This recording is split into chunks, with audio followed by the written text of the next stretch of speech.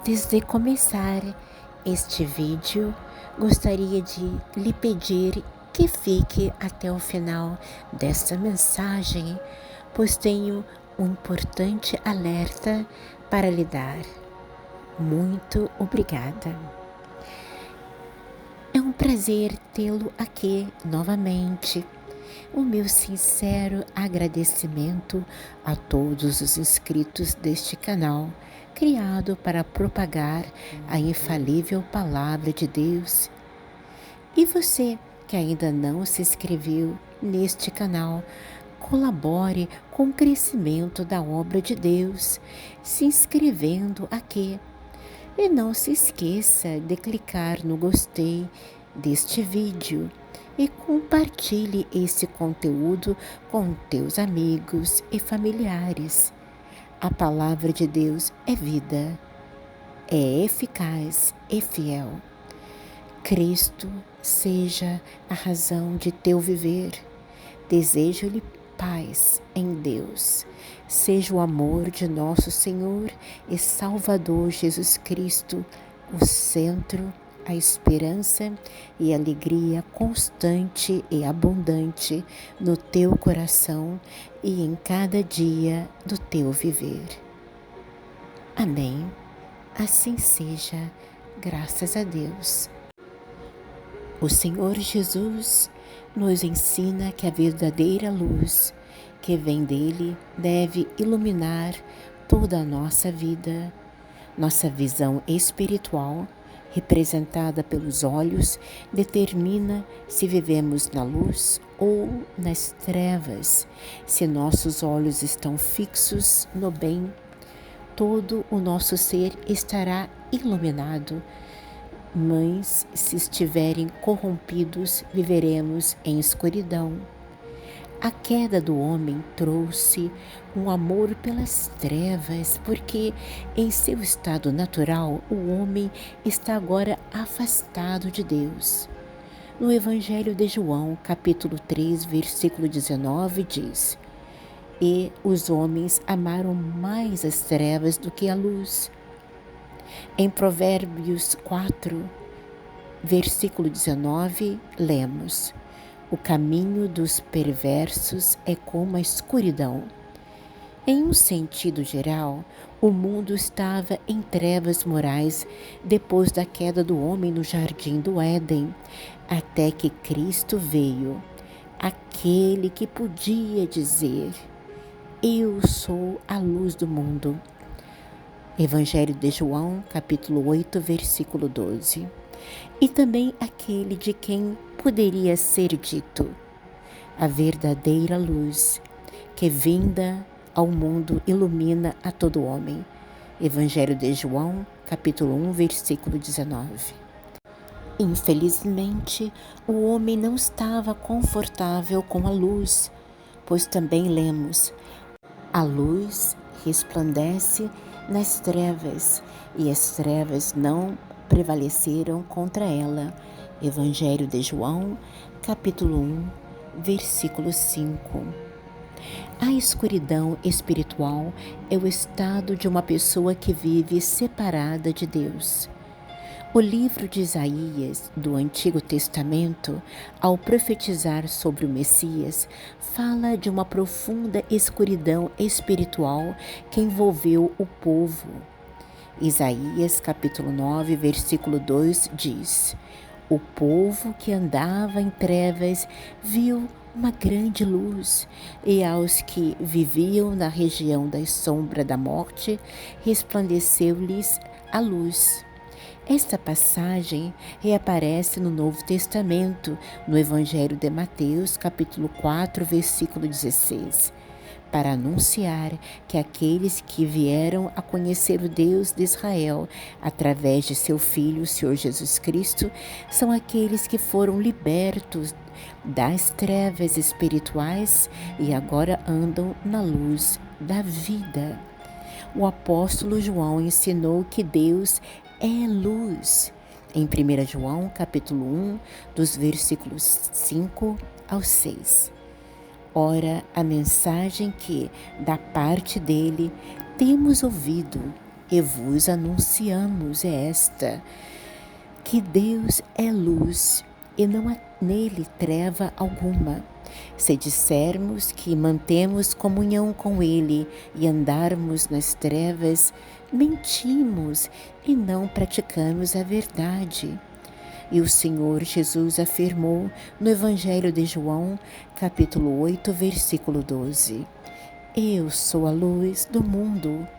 Quem me segue não andará nas trevas, pelo contrário, terá a luz da vida. Assim, a escuridão espiritual significa não ter comunhão com Deus através de um relacionamento com o Senhor Jesus Cristo. A escuridão da separação de Deus é superada por meio de Cristo. Assim está escrito no Evangelho de João, capítulo 4, dos versículos 4 ao 5. A vida estava nele, e a vida era a luz dos homens. A luz resplandece nas trevas, e as trevas não prevaleceram contra ela. O pecado escurece o nosso entendimento e destrói a nossa visão espiritual, encobrindo-nos em profundas trevas. Quando o Senhor Jesus comissionou Paulo, ele disse: livrando-te do povo e dos gentios, para os quais eu te envio, para lhes abrires os olhos e os converteres das trevas para a luz e da potestade de Satanás para Deus, a fim de que recebam eles remissão de pecados e herança entre os que são santificados pela fé em mim. Leia em Atos dos Apóstolos, capítulo 26, dos versículos 17 ao 18. Fomos libertados do poder das trevas. Mas o que é este poder das trevas da qual fomos libertados? O sistema do mundo é liderado por Satanás e que se opõe a Cristo. A respeito de Satanás, é dito em 2 Coríntios capítulo 4, versículo 4, nos quais o Deus deste século cegou o entendimento dos incrédulos para que lhes não resplandeça a luz do Evangelho da glória de Cristo, o qual é a imagem de Deus. Vemos assim que Satanás está em atividade no mundo, cegando as mentes e mantendo os homens nas trevas e cerrando a luz do Evangelho. E os homens estão desejando que isso realmente aconteça, porque nos é dito em João, capítulo 3, os versículos 19 ao 21. O julgamento é este, que a luz veio ao mundo, e os homens amaram mais as trevas do que a luz, porque as suas obras eram más. O homem vai de boa vontade para as trevas, amando suas obras más, e estão indiferentes ao fato de que eles estão presos pelo poder de Satanás. Quando somos salvos, descobrimos a realidade daquilo do que fomos libertos. É-nos dito em Atos dos Apóstolos, capítulo 26, versículo 18, que fomos convertidos das trevas para a luz e da potestade de Satanás para Deus. Em Efésios, capítulo 5, versículo 8, é dito: pois outrora eres trevas, porém agora sois luz no Senhor. Andai como filhos da luz. E assim como nosso Senhor era a luz do mundo, agora Ele nos diz: vós sois a luz do mundo, e assim brilhe também a vossa luz diante dos homens. Evangelho de Mateus, capítulo 5, dos versículos 14 ao 16. Foi o brilho glorioso de Cristo que trouxe esta luz. A fonte contínua de nossa luz também é a palavra de Deus, porque dito em Salmos 119, 130. A revelação das tuas palavras esclarece e dá entendimento aos simples. Deixar nossa luz brilhar também inclui o fato de que nós não devemos ter nada a ver com as trevas. Em Efésios capítulo 5, versículo 11, nos é dito: E não sejais cúmplices nas obras infrutíferas das trevas, antes, porém, reprovai-as. Já é hora de despertarmos do sono, porque a nossa salvação está agora mais perto de nós do que quando aceitamos a fé. A noite deste mundo é causada pela falta do sol da justiça. Para aqueles que têm entendimento e para quem conhece a Cristo, ainda é noite neste mundo que está totalmente dedicado a procurar os prazeres e suas demais ocupações. E se as trevas da noite o cerca, o dia, porém, raiou para a sua fé. O sol da manhã nasceu em seu coração, porém o mundo ainda dorme na escuridão que continua a existir nesta noite. A noite é muito longa para nós, porém o mundo ainda dorme. As almas despertadas veem no horizonte o sol da manhã, o amanhecer está chegando e anseia pelo dia. O coração está posto naquele dia e anda como se já vivesse nele. Como cristãos, não temos comunhão com nenhuma obra das trevas. Estamos ainda em conflito, mas nossas armas contra o mal, contra os comandantes das trevas deste mundo, é a luz na qual andamos.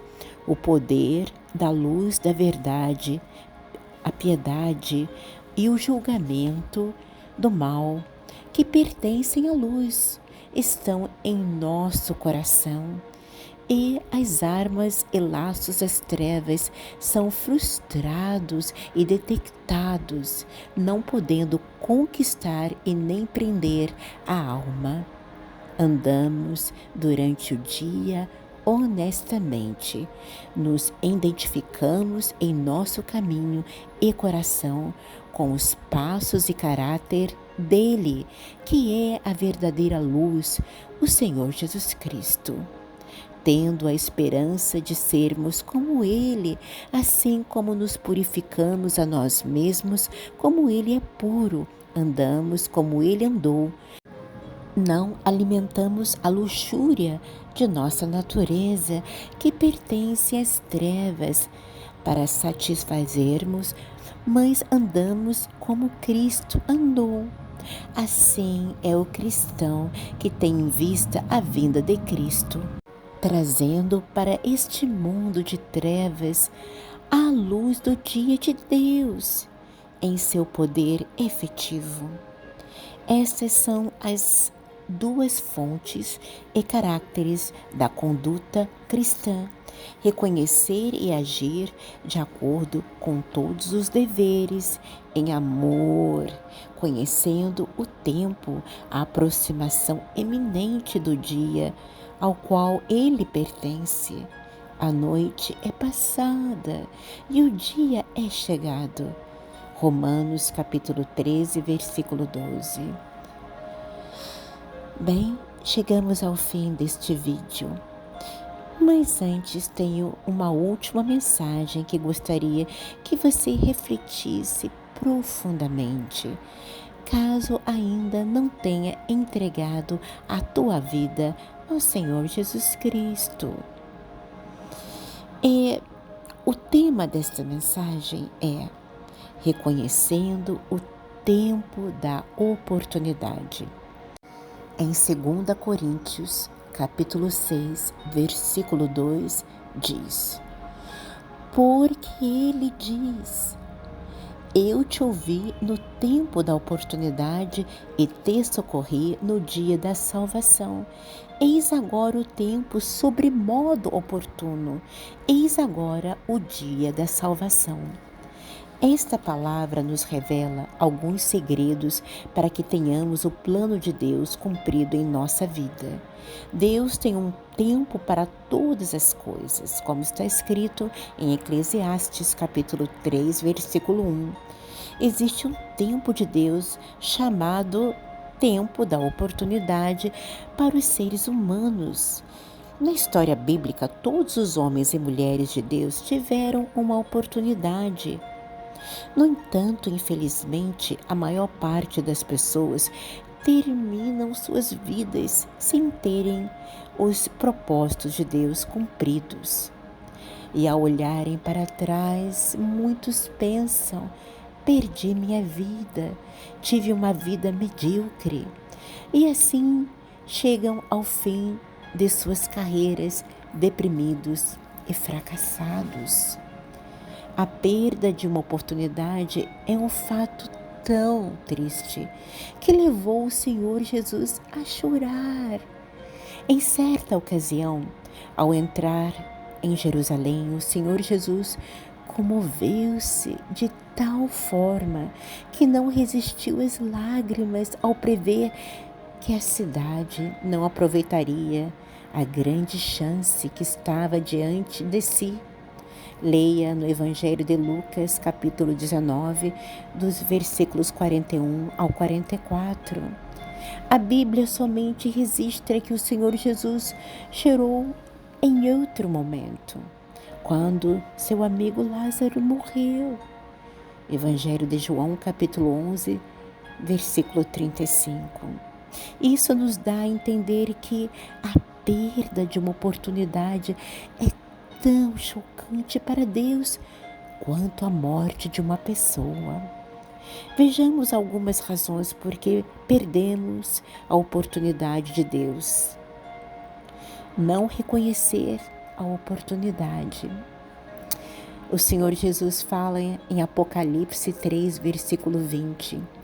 Eis que estou à porta e bato. Se alguém ouvir a minha voz e abrir a porta, estarei em sua casa e com ele cearei, e ele comigo. Abra o teu coração para que Cristo possa morar nele e que sejas salvo e vivas eternamente no reino de Cristo Jesus. O momento é agora, pois amanhã poderá ser tarde demais. Influência de pessoas que não receberam a revelação da oportunidade. Não dê ouvidos às pessoas que não compreendem a revelação porque não a receberam. Faça a vontade de Deus e não de homens. Muita atenção agora a estas palavras que está registrada em 1 João capítulo 2. E o mundo passa, e a sua concupiscência, isto é, os prazeres mundanos e materiais, mas aquele que faz a vontade de Deus permanece para sempre. E assim como aos homens está ordenado morrer uma só vez, vindo depois disso o juízo de Deus. Leia em 1 João capítulo 2, versículo 17 ao 29. Enquanto há vida, há esperança. Eclesiastes capítulo 9, versículo 4. O momento da oportunidade é agora. Deus nos amou de tal maneira que enviou seu Filho unigênito, não para nos condenar, mas para nos salvar, porque Deus amou o mundo de tal maneira que deu o seu Filho unigênito, para que todo aquele que nele crê não pereça, mas tenha a vida eterna. Evangelho de João, capítulo 3, versículo 16. Glória a Deus Santo, grandioso, soberano, Deus de amor, e a Cristo Jesus, o autor da vida, a resplandecente estrela da manhã, o primeiro e o derradeiro, o príncipe da paz. Santíssimo é o seu nome. Amém.